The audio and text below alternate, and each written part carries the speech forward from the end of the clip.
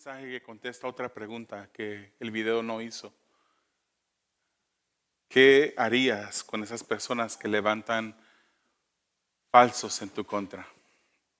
El título del mensaje de esta noche es el juicio ilegítimo del rey legítimo. El juicio ilegítimo del rey legítimo. Vamos a estar viendo, hermanos, lo que pasó antes de que Jesús llegase a esa cruz. Y cómo Él fue condenado a morir en una cruz sin pruebas, sin razones, pero Él lo hizo por usted y por mí, hermanos.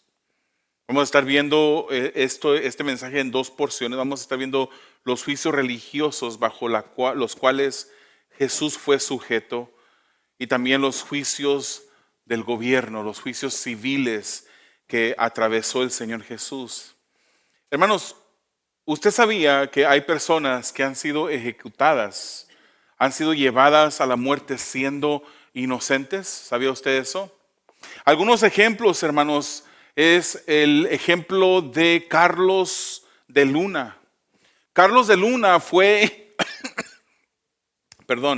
ejecutado en 1989.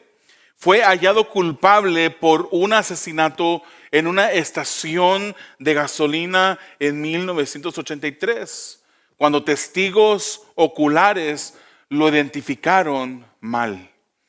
Identificaron a la persona equivocada.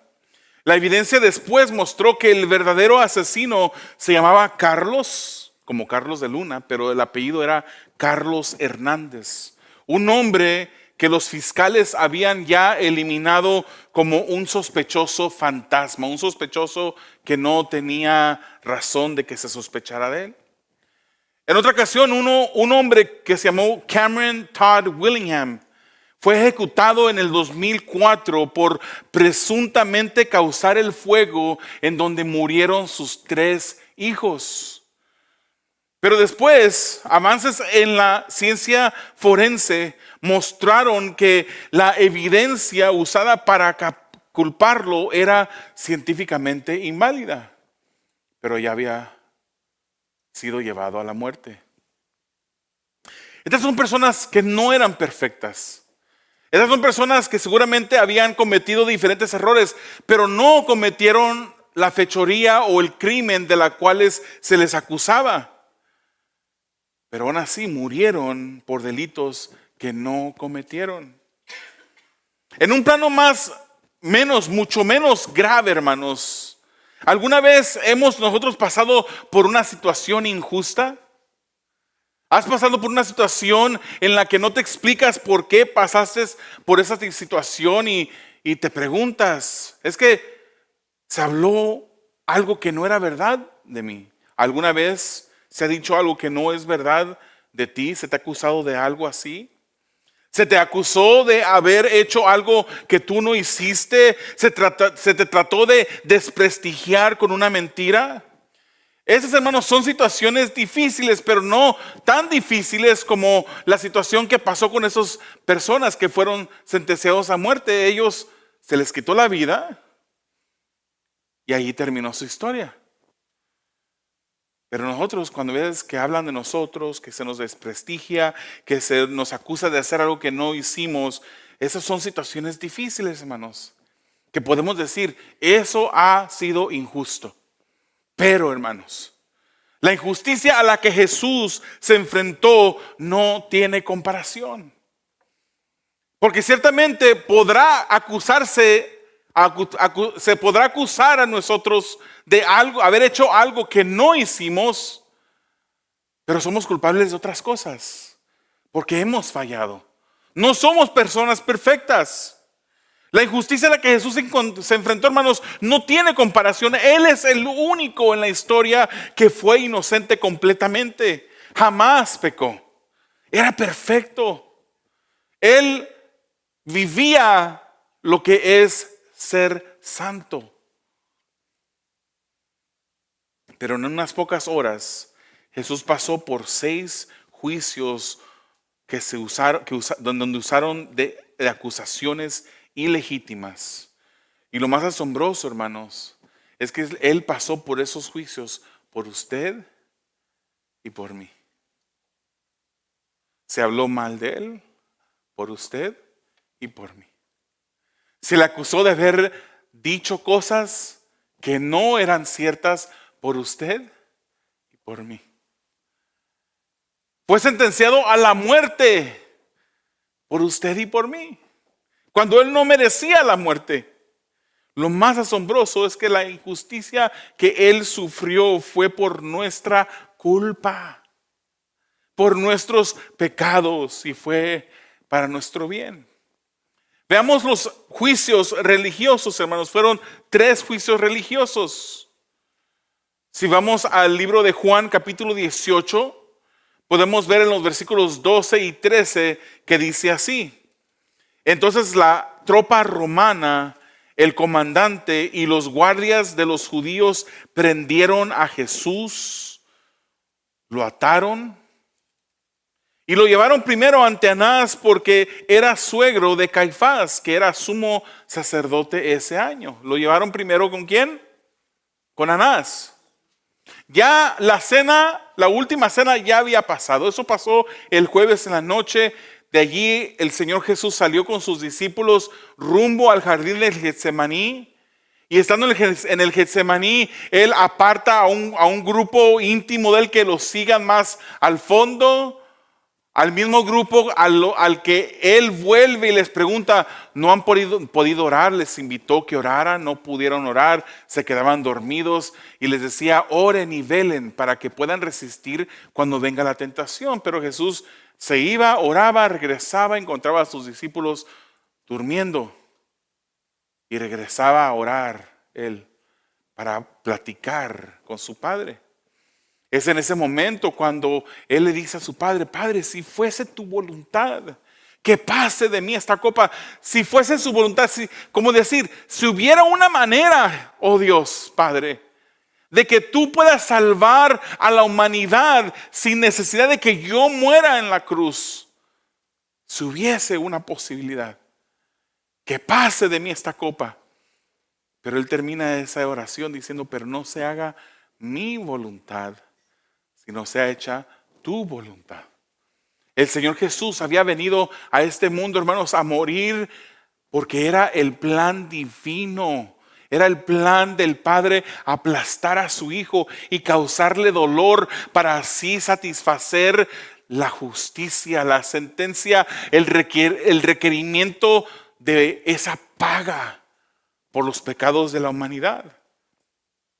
Entonces en este momento, mientras que Él estaba orando, la tropa romana llega y esa misma tropa romana que prende a Jesús lo ata y lo lleva hacia donde estaba la casa del sacerdote Anás.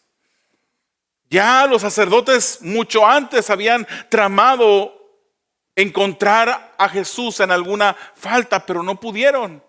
Ya le habían pagado a Judas lo que le habían prometido por entregar al maestro, el precio de un esclavo.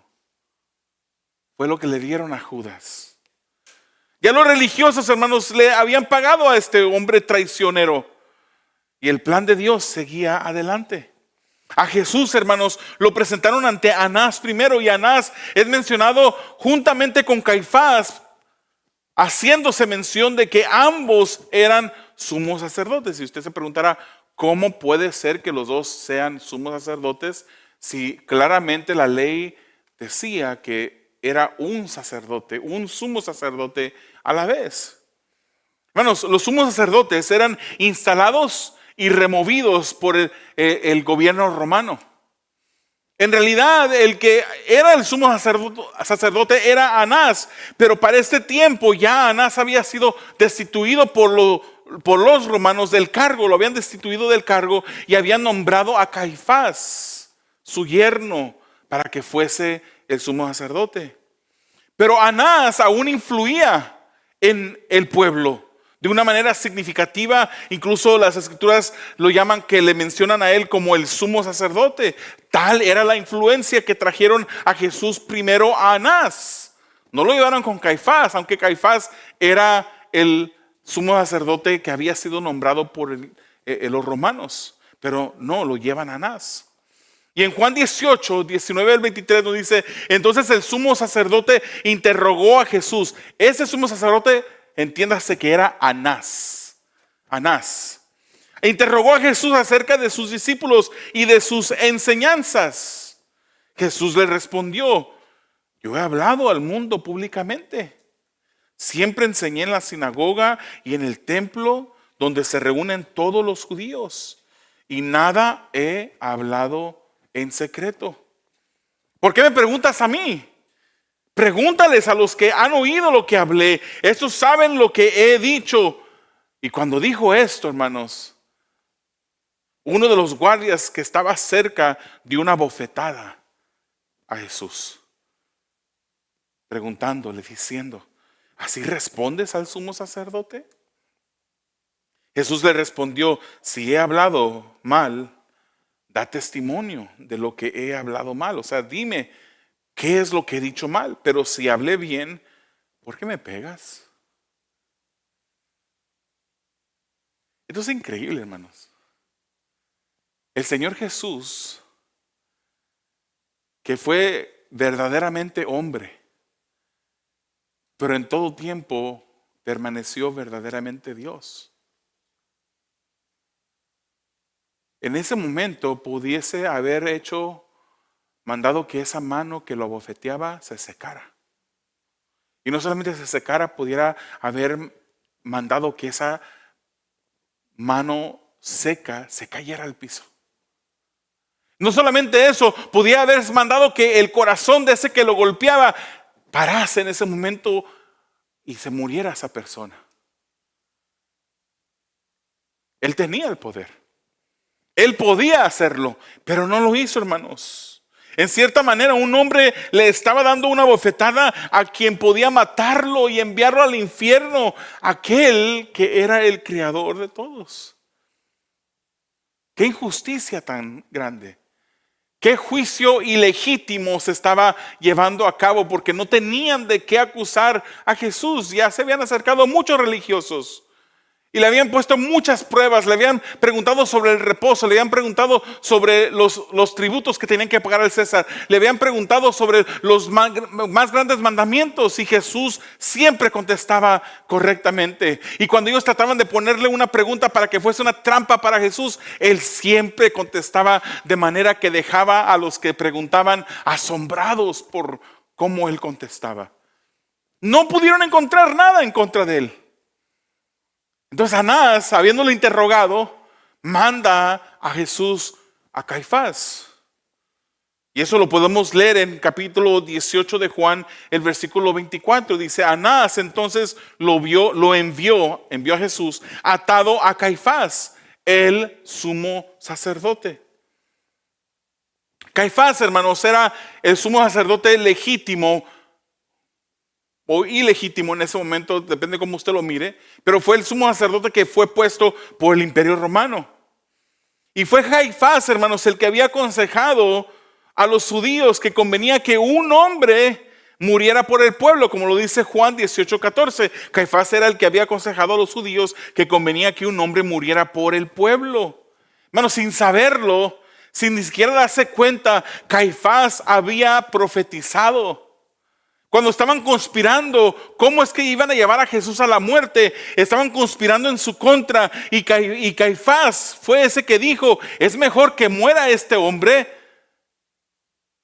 en lugar de que muera la nación entera. La preocupación de los religiosos era de que se iba a levantar un tumulto.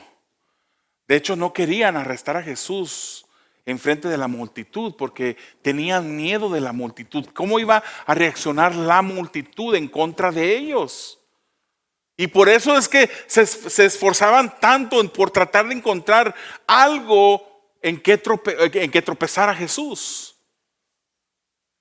Y ellos pensaban, si lo arrestamos, ya viene la fiesta, si lo arrestamos, la gente se va a levantar. El Imperio Romano no, hermanos, ellos no soportaban ninguna rebelión ni nada que pareciese rebelión de parte del pueblo. Y esos religiosos pensaron, si este pueblo se levanta, moriremos todos porque el imperio romano aplacará la revuelta matándonos a todos. Pero él dijo, es mejor que un hombre muera por el pueblo a que el pueblo perezca. No sabe lo que decía, pero era una verdad tan grande. Ese hombre fue el que murió por el pueblo para darle salvación. Tiempo antes, cuando el Sanedrín conspiraba, eso fue lo que pasó, hermanos. Y podemos leer eso en Juan 11, 49 al 50. Dice, pero uno de ellos, Caifás, que era el sumo sacerdote, ese año les dijo, ustedes no saben nada, ni tienen en cuenta que les es más conveniente que un hombre muera por el pueblo y no que toda la nación perezca. Terminando ese juicio con Caifás, se reunió el Sanedrín para el tercer juicio de la madrugada. Era todavía de madrugada. Todavía no salía el sol, hermanos. Y el grupo de líderes que formaban el Sanedrín era un grupo de líderes que normalmente eran 23 miembros, pero como estaban en Jerusalén, el Sanedrín de Jerusalén se le llamaba el Gran Sanedrín y habían 71 miembros de ese Gran Sanedrín. Estos eran, hermanos, las personas, y pongan mucha atención en este momento. Este Sanedrín eran las personas responsables por asegurar que la ley se cumpliera. Si había corrupción en todo el pueblo, si uno iba al mercado y le medían las balanzas equivocadas y nos cobraban por algo más pesado de lo que en realidad estábamos comprando, si en otro lugar podía haber corrupción y podía haber injusticia, dentro de este grupo del Sanedrín de 71 miembros no debía de existir eso. Ellos debían de ser el ejemplo de la justicia, el ejemplo de la rectitud, el ejemplo de quienes se esforzaban porque la ley de Dios fuese respetada. En teoría eso era lo que debían de ser. Dice Mateo 26, 57, los que prendieron a Jesús lo llevaron ante el sumo sacerdote Caifás, pero también ahí estaban reunidos los escribas y los ancianos. Esto era el Sanedrín. Y los juicios religiosos, hermanos, estuvieron repletos de falsedad. Tenían que ellos ser legal, actuar correctamente, pero estaban ellos llenos de corrupción. Por eso el Señor les llamaba y les decía, ustedes parecen sepulcros blanqueados. Por fuera se miran muy bien. Tienen sus flecos en sus vestidos colgando. Tienen la cajita, la filactería en su frente y en su brazo izquierdo, esas cajitas donde escribían pasajes del Pentateuco y las amarraban en sus frentes y amarraban otra cajita en su mano izquierda. Parecen personas piadosas, parecen personas perfectas, pero por dentro están llenos de pudrición. Este cuerpo del Sanedrín estaba corrompido. Pero ellos mismos no respetaron la ley. Los juicios religiosos estuvieron repletos de falsedad y contradicciones. Incluso se usaron, hermanos, de testigos falsos. Dice Marcos capítulo 14, versículo 56, porque muchos daban falso testimonio contra él, pero sus testimonios se contradecían. ¿Cómo hubiese contestado o cómo hubiese reaccionado usted si a usted se le hubiese levantado esos falsos? Ay, hermano, nosotros reaccionamos tan diferentes. Tomamos la defensa en nuestras manos en lugar de callar y dejar que Dios nos defienda.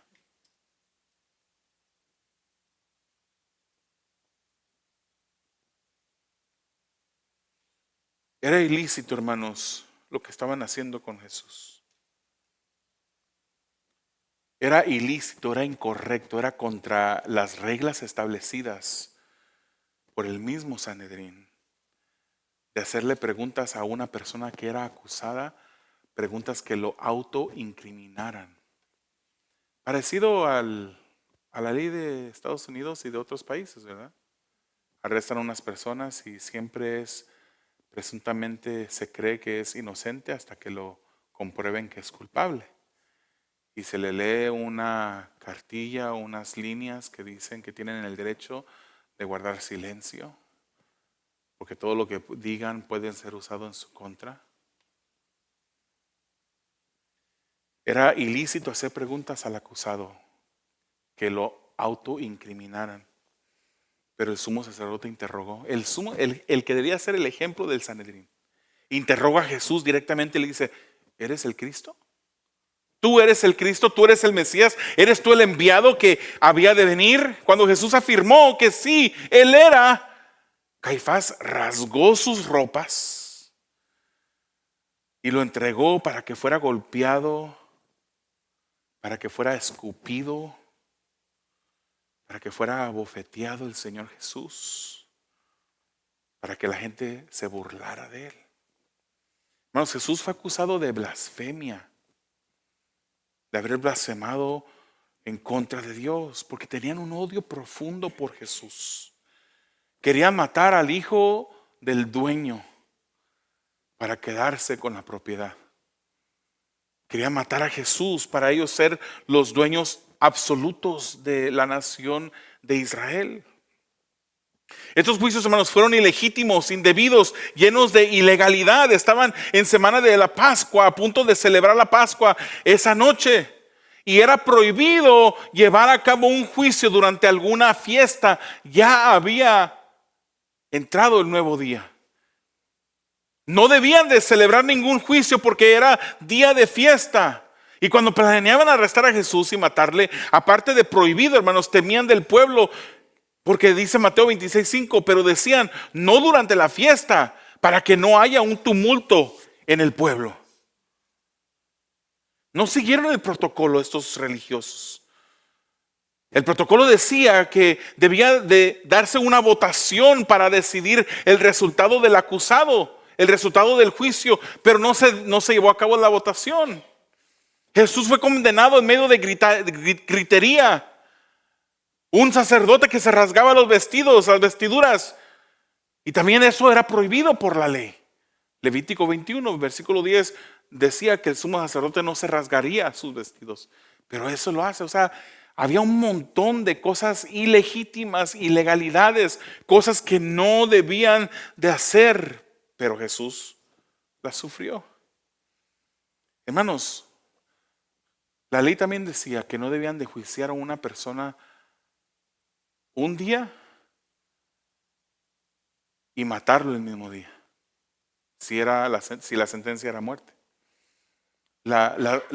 Decía que si se enjuiciaba se tenía que esperar por lo menos un día antes de llevar a cabo la condena de muerte.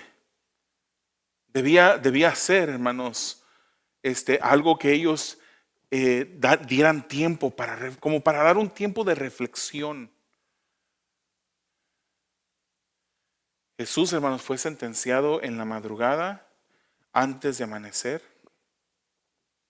y ya para las 9 de la mañana estaba siendo colgado en la cruz. Otro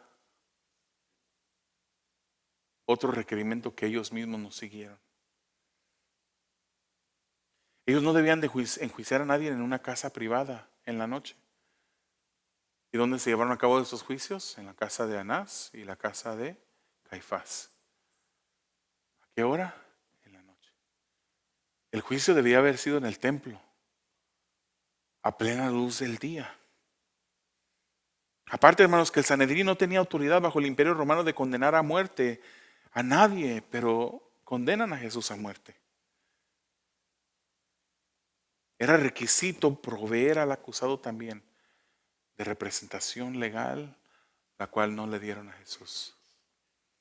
Estos eran los religiosos, los que conocían la ley, los que debían de respetar la ley. Los religiosos y líderes del pueblo, que debían de ser ejemplo de legalidad, incurrieron en procesos ilegítimos para enjuiciar al justo de justos, al rey legítimo.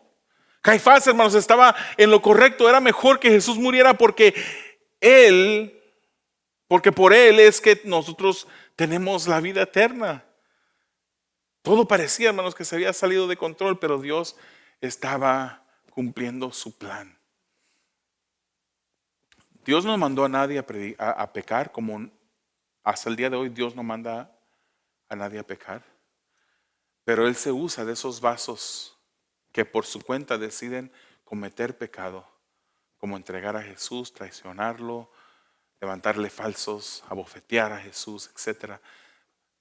Dios el Padre se usa de esos vasos para llevar a cabo sus fines, sus propósitos. Veamos ahora los juicios civiles, hermanos. El primero fue Pilato.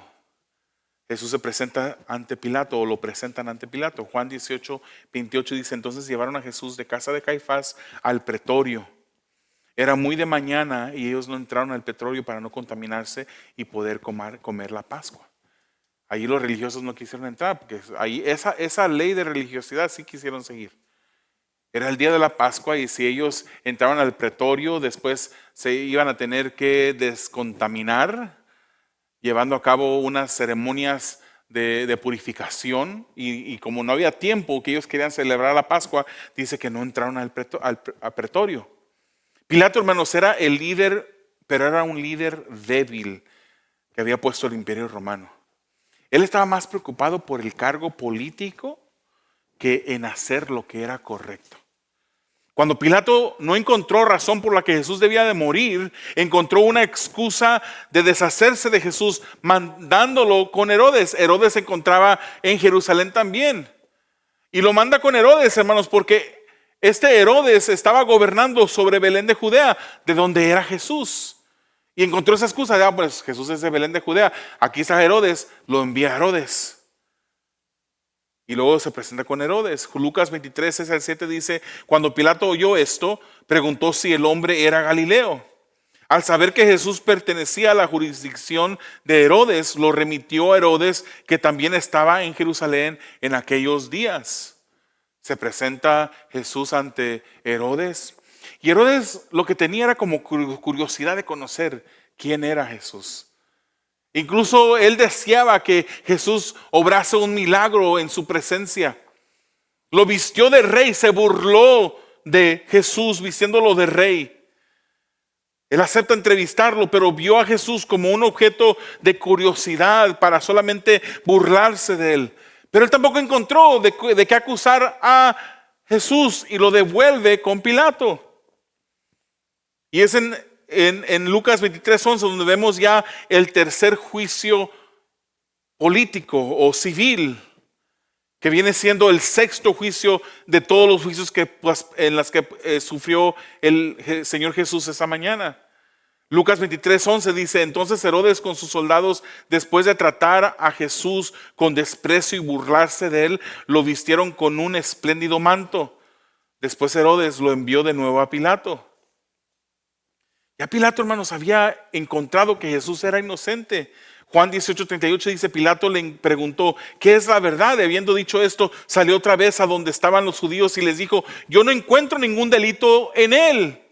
Y en Juan 19:4 dice: Pilato salió otra vez y les dijo: miren, lo traigo fuera para que sepan que no encuentro ningún delito en él. Era un hombre inocente, un hombre perfecto, Jesús. Juan 19:6 dice: cuando lo vieron los principales sacerdotes y los guardias gritaron: crucifícalo, crucifícalo. Pilato les dijo: ustedes pues lo toman y lo crucifican, porque yo no encuentro ningún delito en él. 3 veces repite Pilato: yo no encuentro delito en él. Y no se encontró. La Biblia no lo confirma, que él fue perfecto, hermanos, que él es el ejemplo a seguir.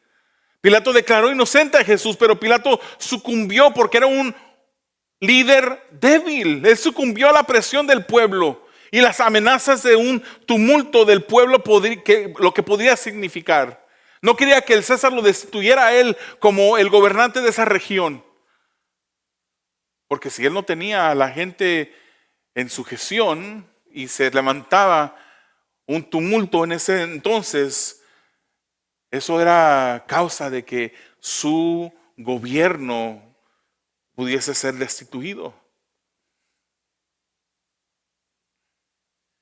Y él mismo se lava las manos, como diciendo: yo no quiero o no tengo nada que ver con esta ejecución.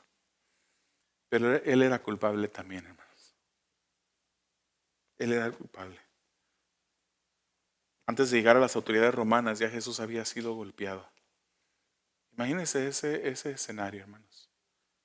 Ya el Creador había sido golpeado.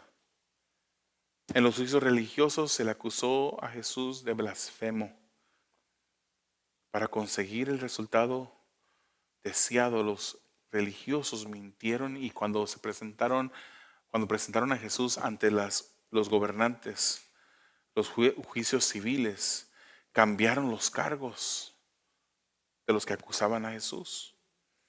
Con las autoridades romanas le acusaron a Jesús de incitar a la gente a una revuelta y de prohibirle al pueblo el pagar impuestos. Además le acusaron de proclamarse rey. Esos eran acusaciones que el imperio romano iban a tomar en serio. Eran mentiras. Estos cargos serían importantes para las autoridades romanas, hermanos. Roma no soportaba revueltas. No titubeaban en calmar cualquier tumulto haciéndose uso de la fuerza. Roma demandaba que sus súbditos pagaran los impuestos. Y si decían que Jesús había mandado a que no pagara impuestos, iba a ser una acusación fuerte para los romanos. Roma tenía un solo rey y ese se llamaba César. Y no permitía que ninguna otra persona se llamase rey. Por eso acusaron a Jesús de llamarse rey de frente a las autoridades romanas. Y en este sexto juicio, hermanos, para aplacar el pueblo, Pilato manda azotar a Jesús. Pensó que eso agradaría al pueblo y se desistirían de pedir su muerte. Pero finalmente quiso negociar con el pueblo y les dijo: les suelto a Barrabás. Ustedes saben que hay una costumbre, cada año yo les suelto a un reo. Aquí está Barrabás, o les suelto a Jesús. Él pensando, van a decir que Jesús, porque Jesús no es comparable con este Barrabás que ha sido acusado de revueltas, ha sido acusado de asesinato. Era un asesino. Pero el mismo pueblo, hermanos, prefirió que soltasen a Barrabás y que a Jesús lo crucificaran. Y es entonces que llegamos a los relatos de los evangelios, donde nos muestran y nos dicen cómo es que Jesús muere. Y quiero leer dos de ellos. Marcos 15, versículo 33 dice: cuando llegó la hora sexta, hubo oscuridad sobre toda la tierra hasta la hora novena. Esto es, hermanos, la hora sexta era el mediodía. El día comenzaba cuando salía el sol. La primera hora era a las 7 de la mañana, la tercera hora a las 9, etc. La sexta hora era las 12 del mediodía. Y a partir de las 12 del mediodía hubo oscuridad en toda la tierra hasta la hora novena. Y a la hora novena Jesús exclamó con fuerte voz: Eloí, Eloí, lema sabactani, que traducido significa: Dios mío, ¿por qué me has abandonado? Él sintió el abandono del Señor. Hacemos una aclaración. La perfecta unidad entre el Padre, el Hijo y el Espíritu Santo no se quebrantó allí. Pero el pecado del mundo estaba cayendo sobre Jesús el Hijo. Y Dios es un Dios que es santo. Es en ese momento cuando Jesús siente el abandono de Dios su Padre y clama: Eloí, Eloí, lema sabactani. Juan 19, 28 al 30 nos dice: después de esto, sabiendo Jesús que todo ya se había consumado, para que se cumpliera la escritura, dijo: tengo sed. Y había ahí una vasija llena de vinagre. Colocaron pues una esponja empapada del vinagre en una rama de hisopo y se la acercaron a la boca. Entonces Jesús, cuando hubo tomado el vinagre, dijo: consumado es. E inclinando la cabeza, entregó el Espíritu. Eso lo hizo por ti. El Señor Jesús pasó por todos estos juicios. Sufrió estas humillaciones, esos maltratos. El Señor Jesús recibió las burlas de los soldados, abofeteadas. Él recibió la saliva de las personas que le escupían en su cara. El Señor Jesús fue vendado. Alguien le golpeó y le decían, ahora sí, profetiza, dinos quién te golpeó. El perfecto, el inocente, el santo, pasó esto por ti y por mí. Jesús murió por nosotros. No creo que hemos comprendido, hermanos, lo que Él hizo por nosotros. Si hemos de ser honestos, cada uno de nosotros no hemos comprendido a cabalidad lo que el Señor Jesús hizo por nosotros. De ser así, no nos atreveríamos a menospreciar su sacrificio. No nos atreveríamos a satisfacer nuestra necesidad de disfrutar un pecado cuando recordáramos lo que el Señor Jesús pasó sin merecerlo, sin necesidad de pasarlo. Él muere por nosotros. Y la Escritura nos dice que cuando Él muere por nosotros, el velo del templo se rasga. Y en ese lugar santísimo donde no se le permitía a nadie entrar más que al sumo sacerdote después de un proceso de purificación, el Señor con su muerte abre el acceso al Padre, en donde estaba esa arca del pacto, que representaba la misma presencia de Dios, el lugar santísimo. Usted y yo ahora podemos entrar a ese lugar santísimo. No tenemos que ir a una catedral, no tenemos que ir a un lugar de reunión donde se reúne la iglesia, no tenemos que ir a ninguno de esos lugares.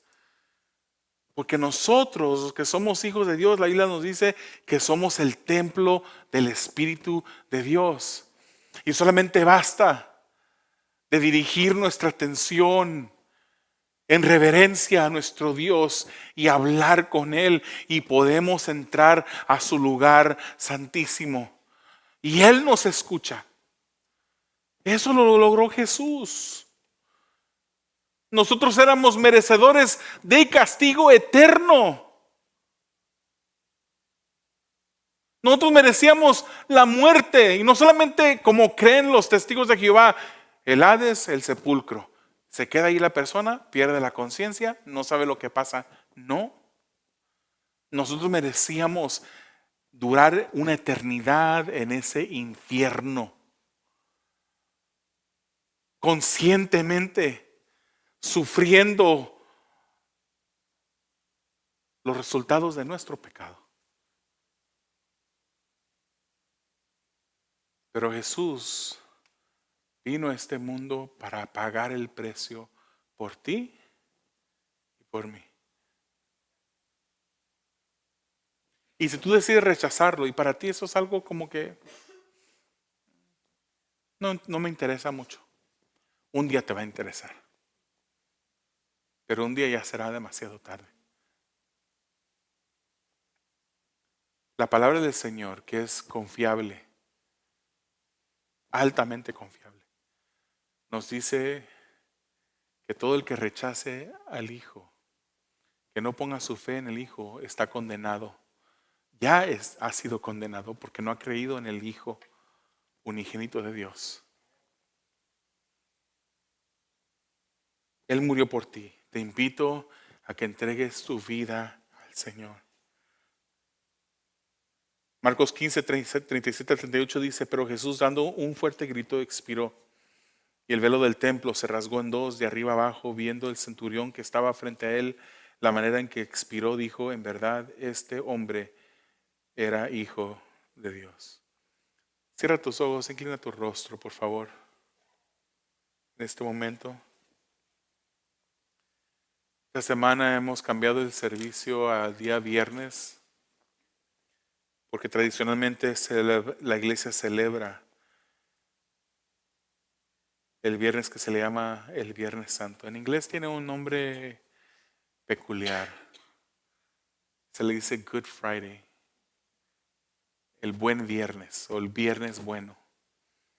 Y hay preguntas que surgen a veces, ¿cómo es que este viernes fue bueno? Cuando miramos todo lo que Jesús pasó. Bendito viernes. Maravilloso y glorioso viernes. Ese viernes que el Señor llega a la cruz y dice, consumado es. Consumado es. Ahí con tus ojos cerrados y tu rostro inclinado, piensa en esas palabras de Jesús. Consumado es. Él completó la obra. Él pagó el precio que te tocaba a ti pagar. ¿Por qué no has de vivir para Él? ¿Por qué no has de entregar tu vida a Él? ¿Por qué no es digno el Señor de seguir en tu vida? ¿Por qué no es digno el Señor Jesús de ser el reino, el Rey y Señor de tu vida? ¿Por qué no? Él es la verdad. Él es el camino. Él es la vida. Y nadie jamás llegará al Padre si no es a través de Jesús. ¿Quieres saber si tú llegarás un día al cielo? Examina tu vida y ve si has entregado tu vida al Señor de señores y Rey de reyes, a Jesús. Examina si vives de una manera que has doblegado tu voluntad ante Él, que le has entregado todos tus planes, que le has dicho, tú eres mi Rey, yo te firmo este contrato en blanco, yo no necesito saber los detalles de mi vida. Yo iré donde tú quieres que vaya, yo hablaré lo que tú quieres que yo hable, yo haré lo que tú quieres que yo haga, porque tú y solamente tú eres mi Rey. Solamente tú eres ese Rey legítimo, ese Rey que sufrió tantos juicios ilegítimos, pero lo hizo por mí, lo hizo por ti. ¿Por qué no hemos de seguirle? En este día damos gracias al Señor. Damos gracias por su sacrificio. Amado Dios, te damos a ti honor y gloria. Honor y gloria, Señor.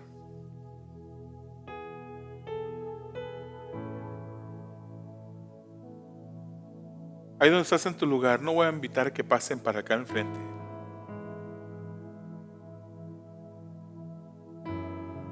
Pero quizás en este día es un día de que tú hagas un compromiso con Dios, de rendirte a Él, de entregar tu voluntad a Él.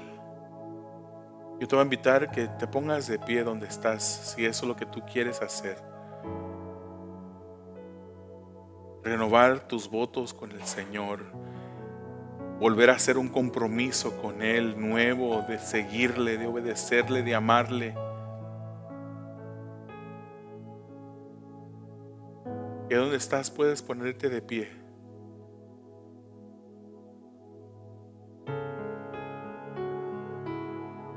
Puedes ponerte de pie y decirle, Señor,